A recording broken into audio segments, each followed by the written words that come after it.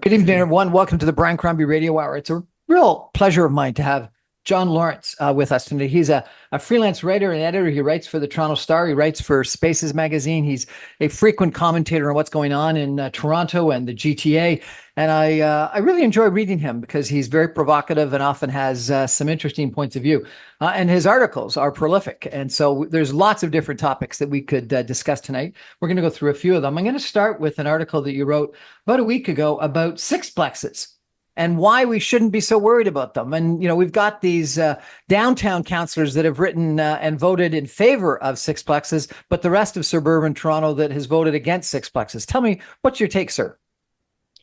So I think generally we have to find ways of adding density to residential areas in a gentle way, right? In a way that that people who are homeowners can tolerate, but in ways that allow you know other people to come into the neighborhoods, even if they can't afford to buy a home. And in many parts of Toronto, in the older parts of the city, you could find small apartment buildings in triplexes, duplexes, all sorts of things in older neighborhoods, and they just pop up, and then they just kind of fade into the woodwork. They're just there.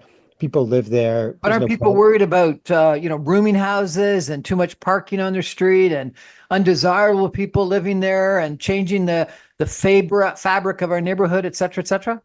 Well, those are frequently the kind of reasons that are put forward against these kind of multiplex buildings. And what I'd argue is the following. Um, I live in an area with lots of multiplexes. It's a residential neighborhood with lots of homes. You could solve the parking problem.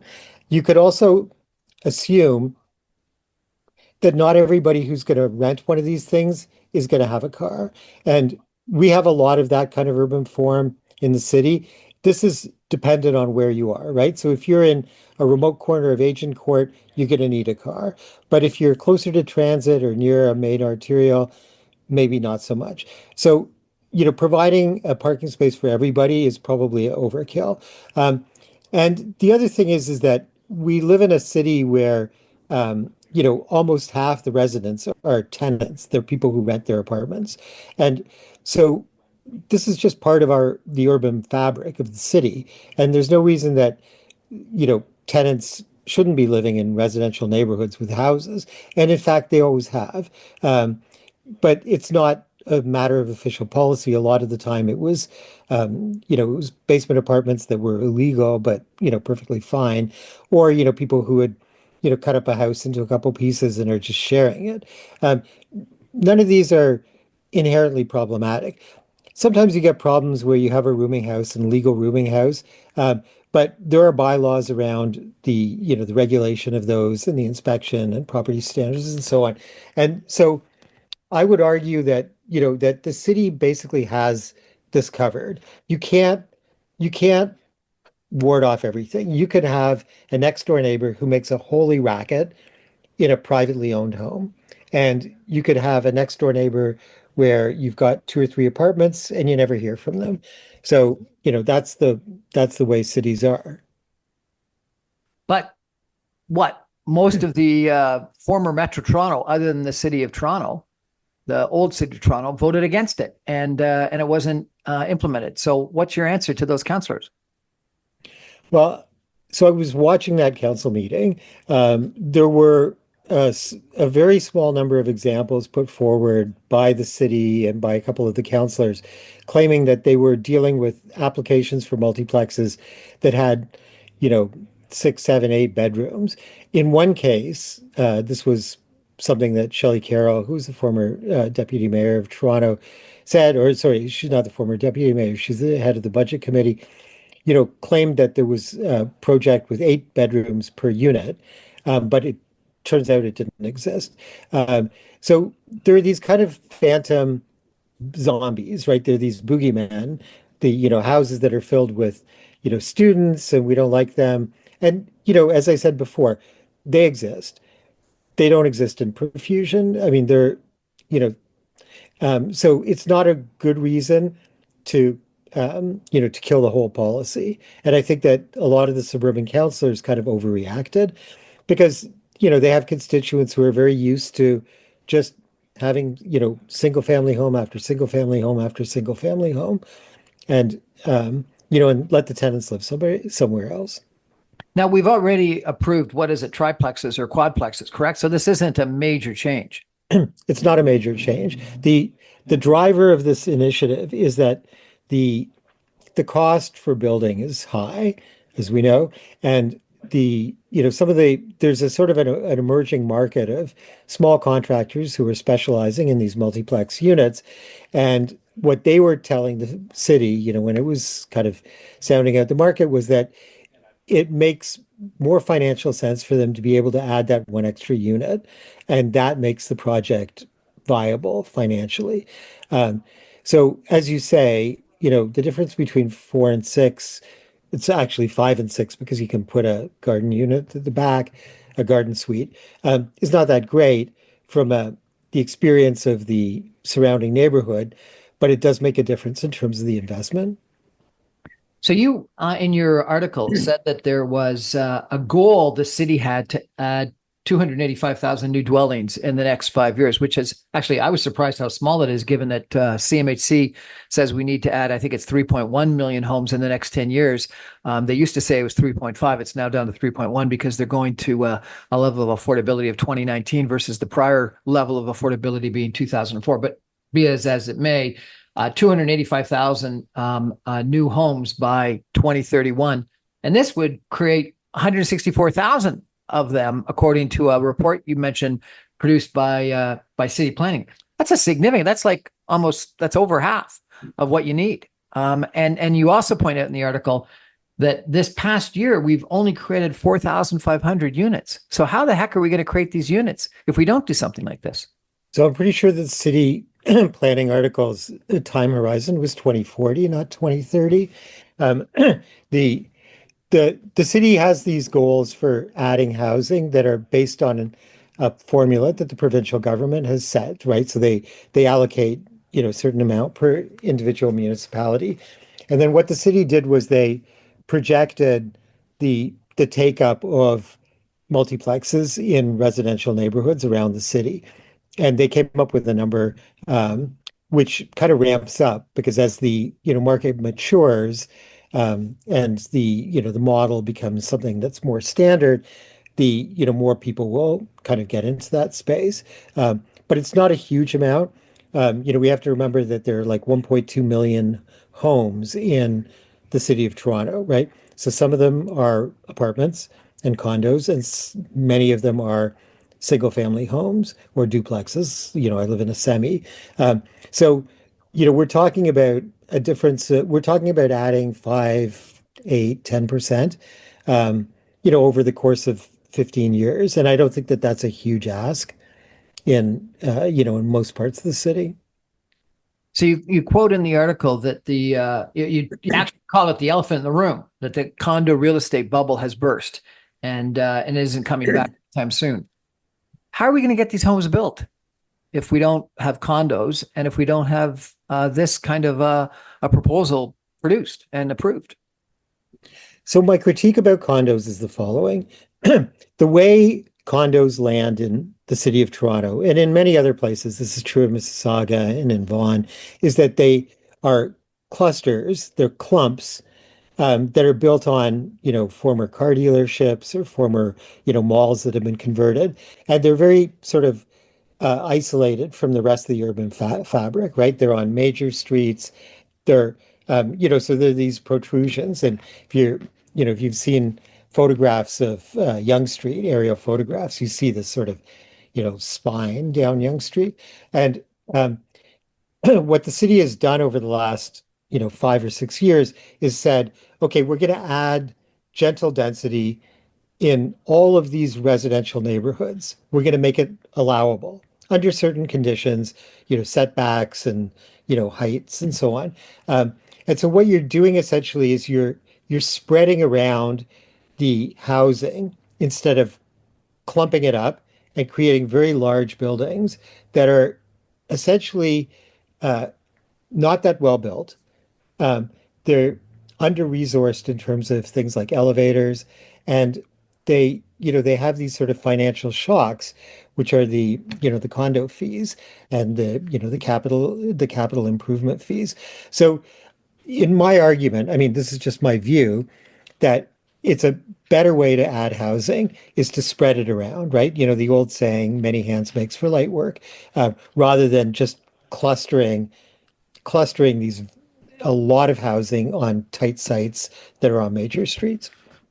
But neighbors will object and do object. And obviously, the suburban councillors objected to the idea that you're doing exactly what you're doing, that you're taking that development off of the major streets. And they seem to be supportive of only development on the major intersections. And as soon as they get into residential areas, that you're not allowed to do that development. So how do you convince them they're wrong? We haven't been able to do it, obviously. So I think that there are a couple of arguments to make. One is that the evidence that this kind of housing uh, detracts from, home value, like the market value of your home, doesn't exist. There are many parts of the older city where there is exactly this kind of diversity of housing, and it's the most expensive part of the city. So just to say that. The second is that going back to my argument about the phantom objection. So where I'm sitting, I have a home office, and I'm looking at a house that has 4 units. It used to have 1 unit. It used to be a single family home, and then the owners aged, moved away, sold it to somebody who turned it into 4 apartments. And the sky didn't fall. And this example exists all over the city. And it exists in older parts. It exists in the older parts of the city as well as newer parts of the city. And so my the point I try to make with this is that the fears of introducing tenants and introducing, renters and, buildings that have more than just one dwelling unit are overblown. And for evidence of that, you can look at all sorts of neighborhoods in the old Toronto, the old city of York, the old city of East York, parts of North York. These forms exist, and they've existed for many generations. I'll give you an example. There's a pocket. This was the third apartment where my parents lived after I was born. It was a street called Fraserwood, and it's around Marley and Lawrence. And so for your listeners who are outside the 416, that's basically around the base of the island. And it's an area with a lot of post-war kind of backsplits and, bungalows. And then they're interspersed with that are sixplexes, which are, it's like 3 stories. Um, I think that there's a sort of a half basement, two up top, two up top on that, and a center staircase. And they've been there since the 1950s. So one of the reasons why the city was interested in passing this new regulation was it was a requirement by the federal government to get Right. some infrastructure funding, and Mayor Chow and council effectively allowed the policy to go ahead only for the city of Toronto, the old city of Toronto, and not for all these Right. suburbs. And so this infrastructure money is at risk. Was that the right decision that Mayor Chow made? Well, I think they came up with a nonsensical compromise. And let me just take you in an imaginary trip to the following spot. There are places where the ward boundary is on either side of a residential street. And so in this scenario, we could have somebody building a multiplex on one side of the street and somebody on the opposite side of the street who says, okay, well, I'd like to do that as well, They is not can't. allowed. Even though they're a few dozen meters apart. Um, doesn't make any sense. Uh, and I think that, I don't have access to the cabinet deliberations around the Housing Accelerator Fund, but I cannot imagine that what they were envisioning was a half a loaf, right? It's like the city should do it. The city is getting the money, so the city as a whole should be doing it, or not take the money. right? Or not be given the money. Like this is a kind of it's sort of neither fish nor fowl, and it's just very strange. It's interesting. I interviewed Joe Barrage of Urban Strategies at one point in time, and he said that it's ironic that our zoning regulations make it really easy to build single family homes, which is typically 3 or 4 maximum houses per acre, and very easy to build towers, which are often 70 to 100 or more units per acre, but very difficult to build anything in the middle. And yet, on survey after survey, people say they like the beaches, they like Blurist Village, they like Port Credit. They like areas that are typically between 20 and 40 units per acre, which is the missing middle that you describe Right. in your article. Why is that? It seems like the cities that we built or the villages that we built historically, the people like the most are the ones that were making it most difficult to build again today. I mean, I think it's an excellent question. I think Joe is exactly correct. Um, I think that there was a time when we understood how to make apartment buildings that were not, these monoliths that were perfectly humane and good to live in, um, and put them in all sorts of places. Uh, and so part of that has to do with sort of overthinking the, zoning and land use. Part of it has to do with acknowledging that, um, not every family can afford a single family home. And the city has an obligation to provide for a, wide range of housing types. And, since, you know, I mean, really since the 1960s, it's taller sprawl. And that's Tall or sprawl. taller sprawl is this phrase. I don't know if Joe used it, but it's a commonly used phrase. And um, it, I mean, the point of that expression is that there is all that missing kind of form, all these different types of housing that aren't being built. And the reason that they aren't being built is because they've largely been outlawed. You say in your another article that you wrote in Spacing magazine that Mayor Chow is playing a very risky game with the federal government. Yeah, well, she sort of dared them to to kind of I mean, she's kind of daring them to call her bluff, right? She said she wasn't worried about about the fact that they didn't do sixplexes across the whole scope, like the whole city, as they were requested to. And um, we've seen subsequently that that the federal government is, kind of, it's shuffling its feet about this. They're not, they're not loving this compromise that city council has, has passed. And the other thing I would note is that that the conservatives who are, they have a lot of seats in parliament. They have a housing and housing minister, or sorry, a housing shadow cabinet member, Scott Atchison, who's been really hammering away at this in the last 2 weeks. Like they're putting pressure on the Liberals to not give Toronto that money. And I think that they're correct. And if they decide not to give Toronto the money, do you think Toronto and those suburban councillors will change their mind? Um, I don't know. I mean, I think that the suburban councillors are perfectly happy with the compromise. And, truth be told, $30 million is a kind of a rounding error in the city of Toronto's budget, so they can kind of figure it out. Um, it's it's enough money that it causes a twinge, but it's not something that needs a Band-Aid. Uh, and I think that, you know, unless there's some major external source of pressure to kind of push them away from these very long held views that are not really very well grounded in the way neighborhoods function, they're not going to want to change. And that's too bad. I think And this is, let me just say one more thing, please. which is that our neighborhoods, our residential neighborhoods are aging. And the reason that they're aging is because younger people, unless they have intergenerational wealth, cannot afford to buy a home.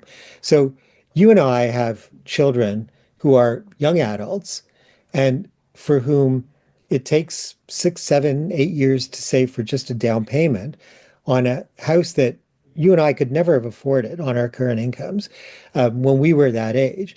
And so the big picture in all of this is that the next generation, which is so important to the vitality of a city, right? They bring new ideas, new professions, all of these things are priced out of the market in a very troubling way. And this is why we need to expand all of the types of housing that are available. This is just one type, but it provides a kind of way of living in the city that doesn't require a massive down payment, but gives them the ability to live close to work, take advantage of what neighborhoods have to offer, and so on.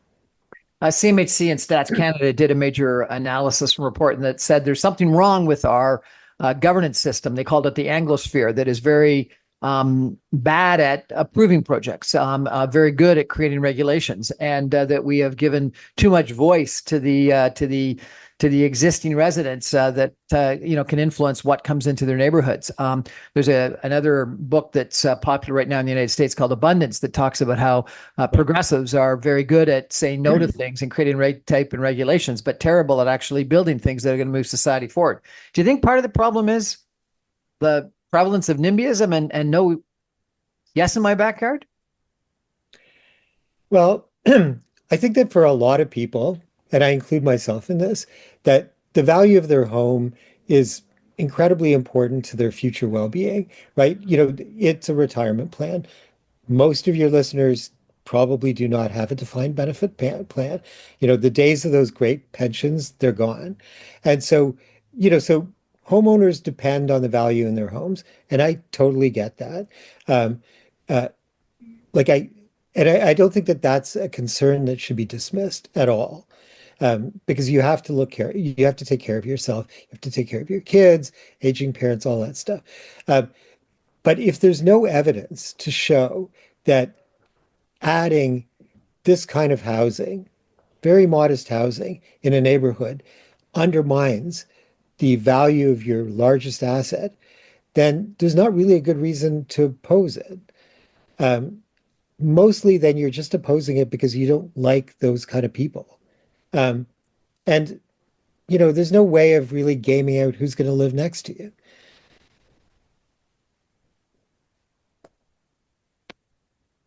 We're chatting tonight with John Lorinc about a whole bunch of different issues in regards to what's going on in Toronto. He's written about housing. He's also written about transit. So when I come back, I want to ask him, what's gone wrong with transit? Because he's written an article suggesting we need a royal commission or some sort of a commission to figure out what's going on with Metrolinx and the Eglinton Crosstown and other transit projects where they take too long and they go way over budget and they're far more expensive than almost anywhere else in the world. Stay with us, everyone. We'll be back in just 2 minutes.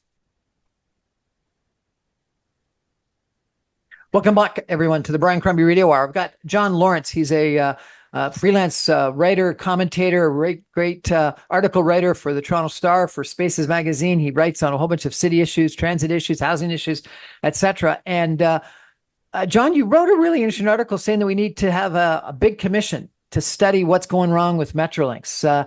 Tell me about it. What do you think went wrong and why and how and what the blank can we do about it? So I think that where I want to start answering your question is to go back a couple of decades when the province of Ontario created Metrolinx to kind of build out a big transit network around the region, excuse me, and recognizing that we needed to start investing in higher order transit.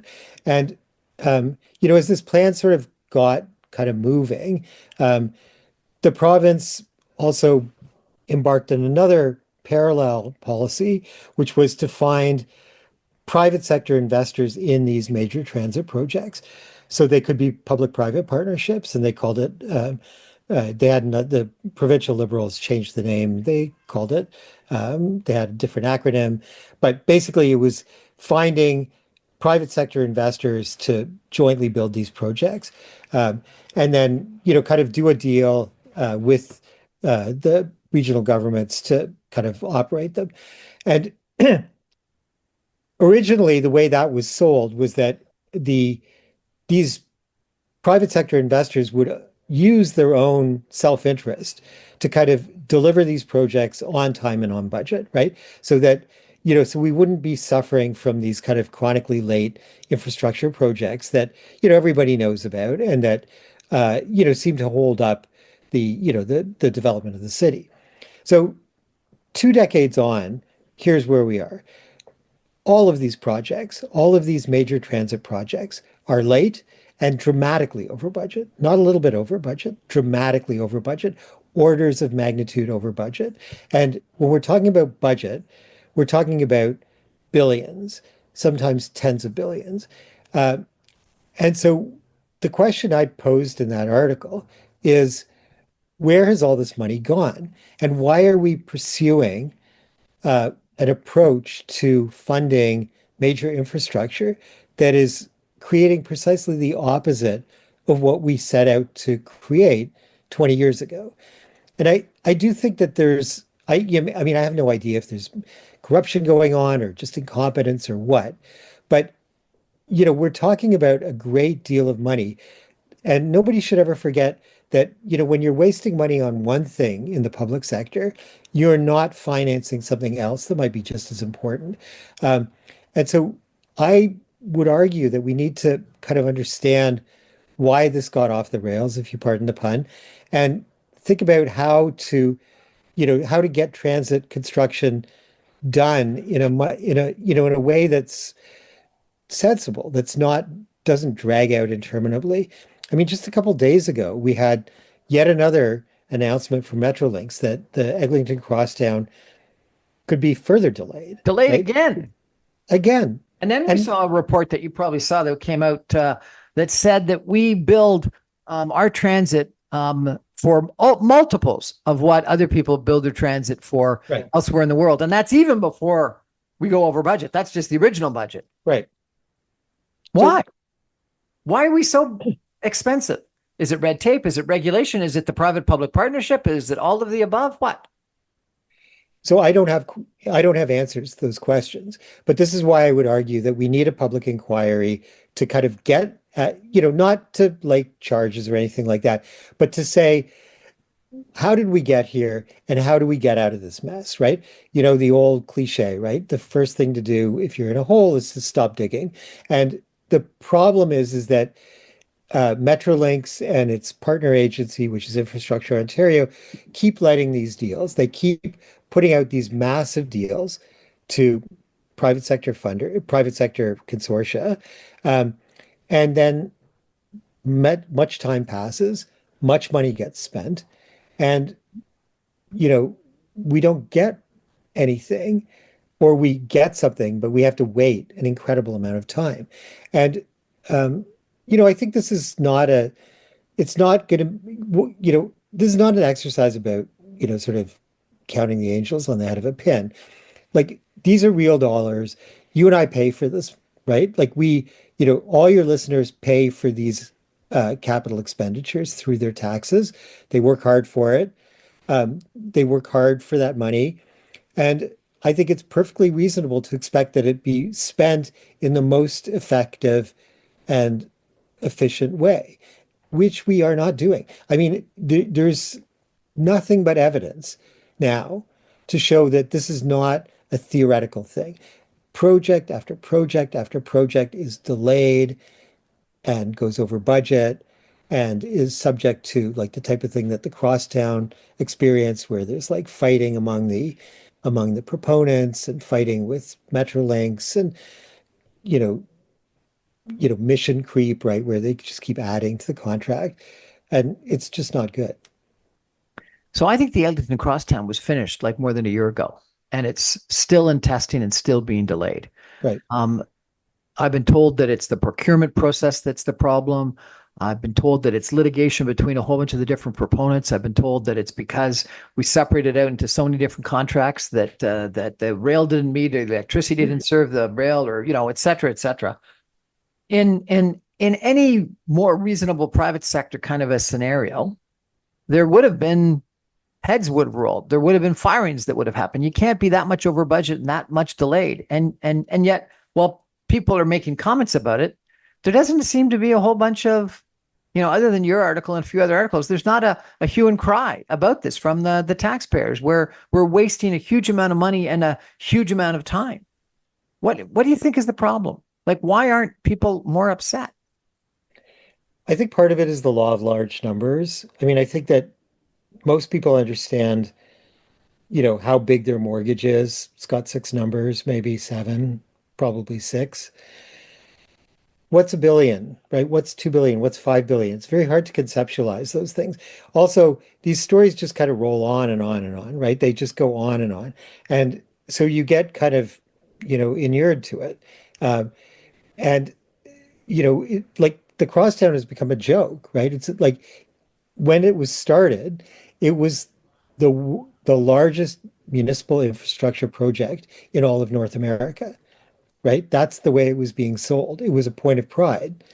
It's not a point of pride anymore. It's a joke. And, someday it'll open and people will be riding it and so on. But I would say that it's very important for policymakers and for the general public to understand what the opportunity cost is. What did we have to give up in order to get that investment, that thing built? Um, and what's very clear is that with all these big projects, we're giving up a lot in order for this public-private partnership model to, to deliver these projects. And I'll just say one more thing, which is that the underlying assumption is that the traditional way of building infrastructure, which is that, a ministry or government department ran these projects, they hired the contractors, they did the work, they passed it back to the agency, and then they started running it, is a bad model. I don't know. Is it a bad model? I mean, that's how we built the Bloor Danforth subway line and the Yonge subway line in 10 years, just that way. Is it a bad Well, model? you go across Eglinton, there's beautiful stations, like gorgeous stations. Right. On the Young line, they're just like holes in the sidewalk where you go downstairs.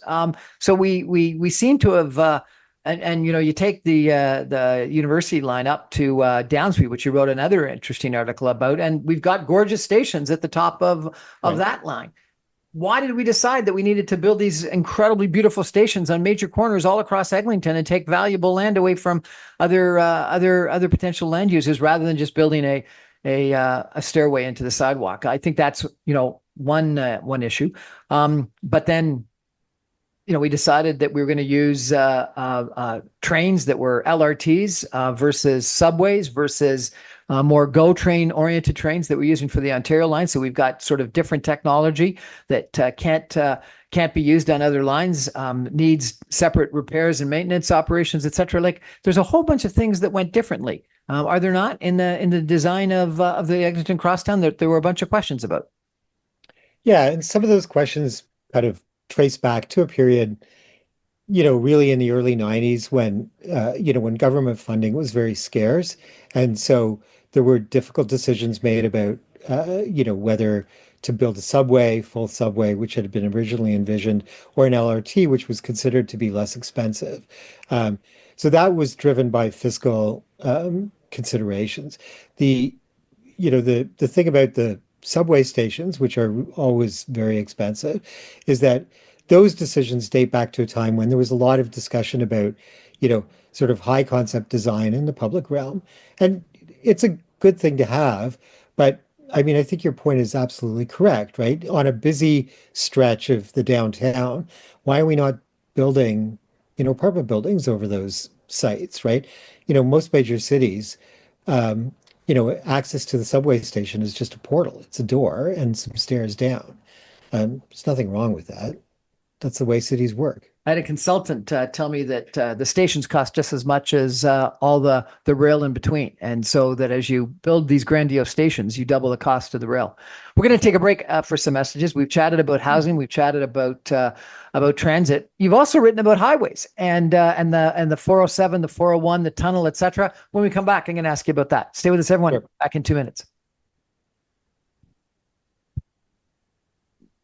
Welcome back, everyone, to the Brian Crombie Radio Hour. I've got John Lorinc. He's a commentator on what's going on in Toronto. He's a writer, a freelance writer with the Toronto Star, with Spaces magazine. I love reading him because he's always provocative and always makes you sit up and wonder what the blank is going on. And you wrote a really interesting thing about Premier Ford's proposal to tunnel underneath the 401, and you were very negative toward the idea about tunneling. And then you came up with an interesting idea that sort of goes back to where we were like a generation ago.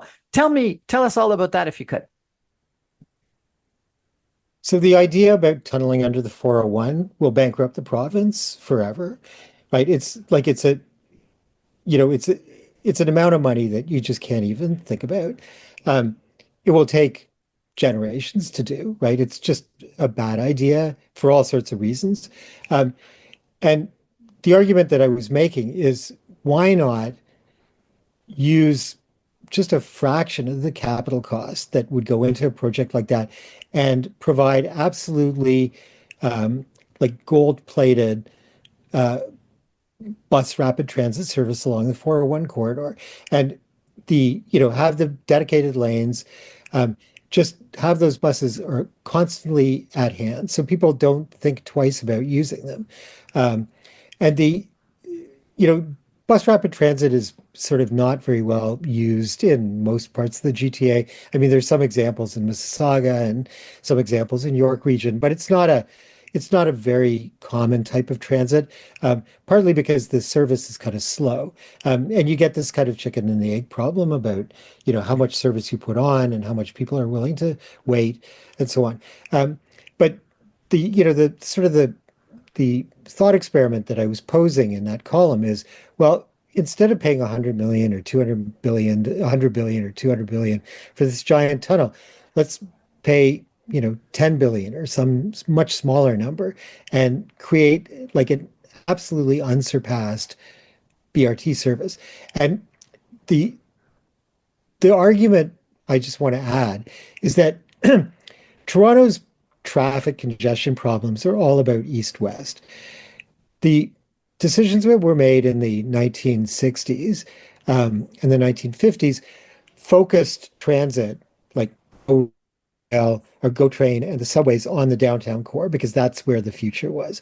And so you have this kind of radial service that brings people into the downtown core, but you have a relatively scarce amount of east-west service, east-west transit service. There's the Bloor Danforth subway line. There are these heavily used bus trunk lines, a little bit more, but there's the York Region bus rapid transit line, which is very new, relatively speaking. But the heavily used corridors, which are of course the 401, and the sort of some of the major arterials, they have very little transit, right? I mean, 401 has some GO bus service. So that's the problem we need to solve, right? Is that east-west connectivity. And if you want to make it interesting, spend some money on it, like spend some real money on it, get those buses in their own lanes and see what happens. There was a report that came out just a week or two ago that suggested that buses actually have a far faster delivery than streetcars and other rapid transit that we've got in the Greater Toronto Area, and that buses are potentially a solution. Also, that they're redundant. That if a subway breaks down, it's really difficult to move another subway in behind it. Same thing with an LRT. Same thing with a GO train. But buses, you can bring another bus and load people from the old bus into a new bus. So it's fast. It can be very frequent. And it's redundant. The only negative is obviously the smaller capacity. Yeah, I mean there was a time when, and I mean I think there's some legitimacy to this, where the thinking was that if you put in rails, right, subway or LRT or streetcars, that would draw development, right? It would attract developers, and so you would get the density along those corridors, and the density would help pay for the rapid transit. And that's true in some parts, but it's not true everywhere. And I think that the lack of flexibility is, kind of undermines that. And there are lots of parts of the city where you need a lot more flexibility. I mean, there are office parks near, in Brampton and in large parts of Vaughan and so on, which are you'll never get rapid transit to those places, but you could get great bus service there. Um, and but you have to invest in the buses and you have to invest in the drivers. So, if we're going to bankrupt the province on a tunnel, why not do something else that is, provides more service to more people? You also had an interesting proposal to get trucks off the 401. You wanted to do something with the 407. Tell us about that.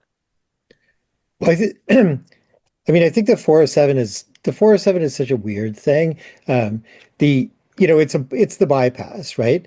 And it was always intended as the bypass going back 30 plus years. Um, and who needs the bypass? Well, there are people who drive past Toronto, of course, but there's a lot of long haul trucking that's bypassing Toronto. Uh, but because it's tolled and because, truck operations are, it's a commodity and the margins are slim, that, trucks are going to stay on 401 because it's a lot cheaper. Um, and, what I would argue is that the province can, in the next budget cycle, zero rate trucks on the 407, right? Just pay the consortium owners the amount of money, calculate what the foregone revenue would be, pay that money, let trucks travel free, get trucks off the 401, and that will definitely improve the congestion on the 401 and the experience of driving on the 401. It won't end traffic jams on the 401, but it can work at the margins and it provides a benefit to the long haul truckers, right, who are essential to our industrial economy, to allow them to get to where they're supposed to be going in a more, in a more efficient way. It's just a no-brainer to me. I so I rent a cottage up northeast of the city, and so when we go up to this cottage, I take the 407 because I have a limited amount of time at the cottage. I don't want to waste it in traffic. And so what I've noticed recently is that the 407 tolled part is always, it's always empty. But now the premier removed the tolls on the most easternmost part of the 407. So you're driving along, no traffic, no traffic, suddenly traffic, because people are taking advantage of the toll-free part. And then there's no traffic again, because they go back to tolls. It's again, it's like the multiplex decision. It's sort of nonsensical. Is there any justification for building 413?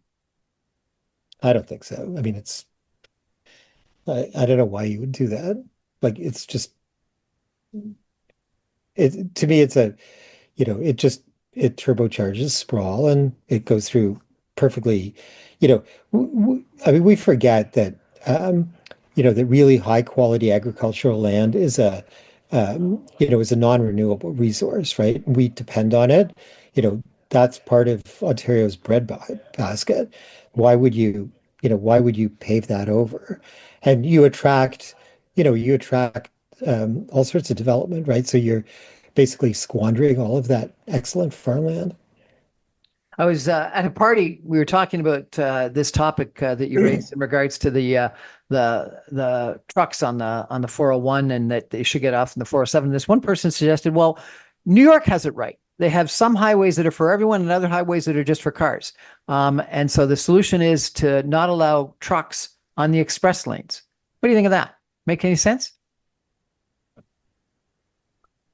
Well, I mean, I think I'm not an expert on traffic law, but I think trucks are basically prevented from being on the express lanes generally. No, they're Like, not. They're not supposed to be on the left lane, but they're allowed on the express lanes. oh, I see what you're saying. Well, I mean, they're on the express lane. Force them to stay on the collector lanes on the 401. I think it's just moving the problem from one column to the other, really. Well, you would certainly slow down the collector lanes, that's for sure. Yeah. We're going to take a break for some messages and come back with one last tough question for our guest, John Lorinc, tonight. Okay. Stay with us, everyone. Back in 2 minutes. Welcome back, everyone, to the Brian Crombie Radio Hour. I've got John Lorinc, a columnist, freelance writer with the Toronto Star and Spaces magazine, a frequent commentator on what's going on in Toronto and the greater Toronto area with us tonight. John, you've written about a whole bunch of different things in regards to housing, in regards to transit, in regards to transportation, in regards to governance.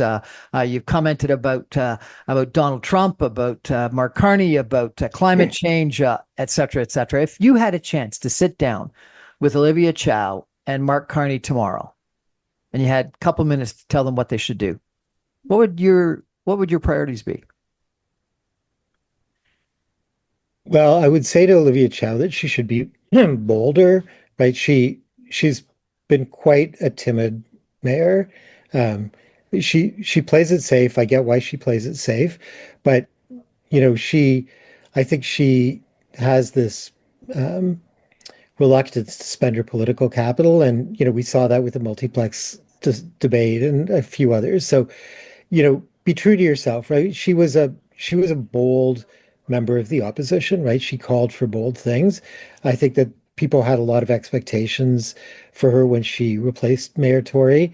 I mean, she did kind of make some tough decisions around the budget, but I think that she shouldn't be coasting on those. And with the Prime Minister, I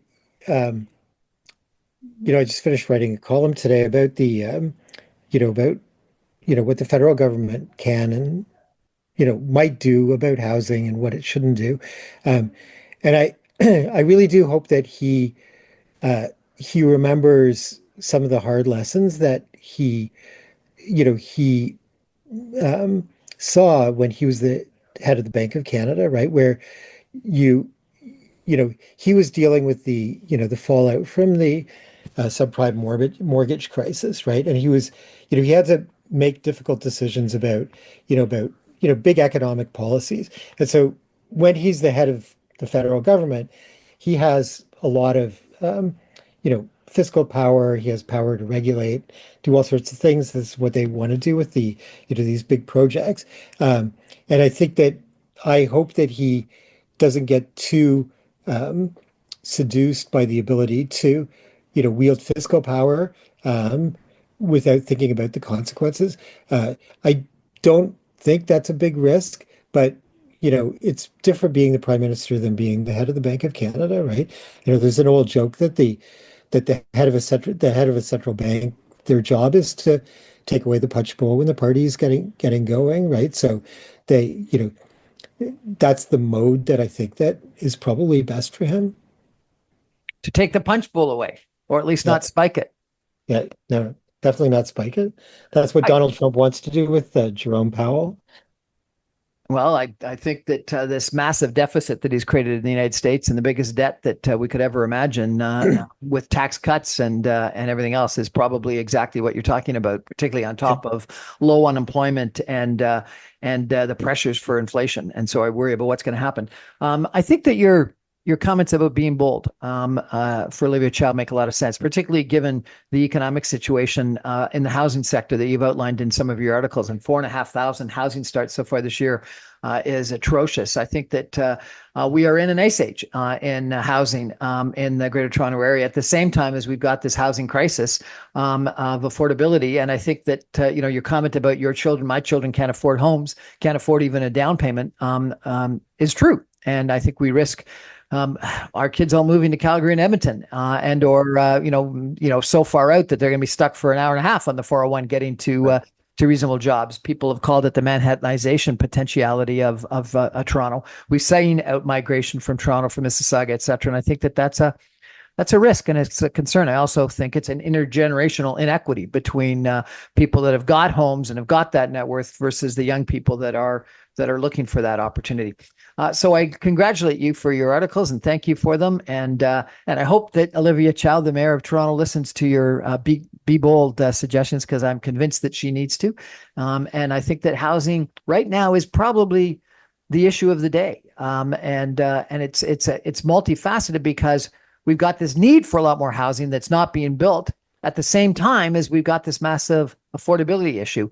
And so somehow kickstarting the housing business has got to be one of the biggest challenges for our prime minister, for our premier, and for our mayor. Otherwise, you're going to have a lot of laborers that are going to be moving to Calgary and Edmonton as well, so they can get a job laying bricks and knocking in nails. John Lorinc, thank you so much. I really appreciate you joining us tonight.